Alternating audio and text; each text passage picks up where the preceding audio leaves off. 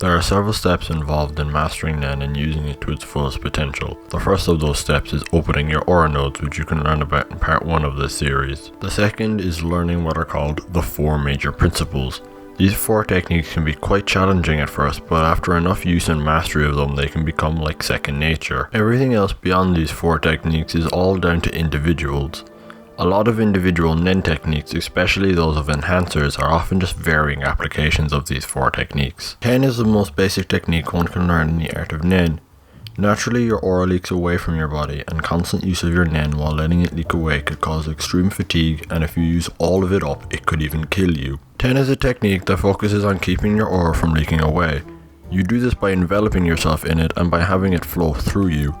10 literally means to shroud or to envelop. 10 is also a very basic form of defense against Nen.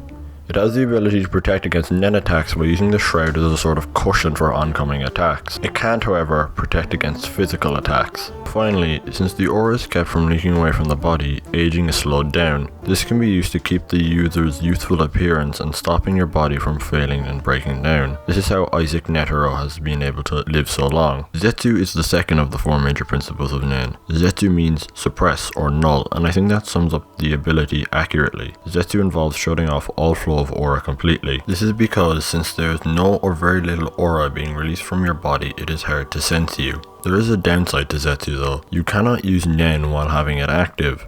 And along with this, since there is no aura on the outside of your body flowing, you are incredibly susceptible to Nen attacks. Almost any attacks, even incredibly weak ones, can do huge amounts of damage to someone using Zetsu. It forces the aura from the outside in. This can be useful for recovering from fatigue or injuries as well as being useful for tracking. To have an actual chance in combat, you will need to use your aura, but you don't have unlimited reserves. This is why you will need to learn Ren. 10 is the process of keeping your aura from leaking, and Ren uses this. You can generate aura without having it leak away, which means you can have bigger reserves to draw upon for more complex and strong attacks. Since Ren's primary focus is on generating lots of aura, it is quite strenuous. People can learn to always be in a state of 10, but Ren is not the same. For example, it took intense training for Gon and Killua to be able to maintain it for 3 hours, after which they were sweating and panting. 10 is often considered a defensive technique for its protective qualities, and Ren is similarly considered offensive. It can be expanded and the intensity can be increased for greater effects. Finally, we have Hatsu. There isn't really much to say about Hatsu considering it's more of a general term than an actual specific technique.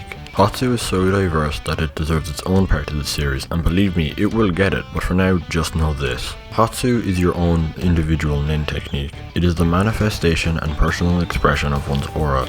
A lot of Hatsu abilities are in some way linked or expressive of the user's personality. A good example of this is Gon's Jajanken technique. Rock is literally just all of Gon's aura focused into his fist. A simple but effective attack that reflects Gon's straightforward and simple nature. And this will draw the second part of the series to a close. Next week I will be talking about more advanced techniques that build upon the major 4. So stick around and subscribe to get those when they come out.